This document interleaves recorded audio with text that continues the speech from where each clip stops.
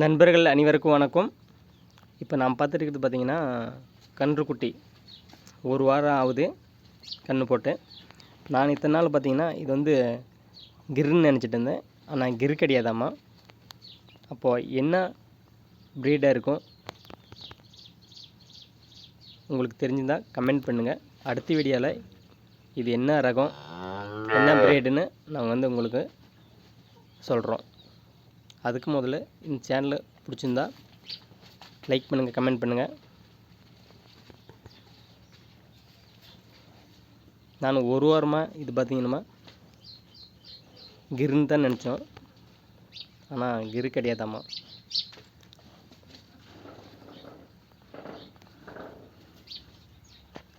பொட்டை கிடேரி கன்று.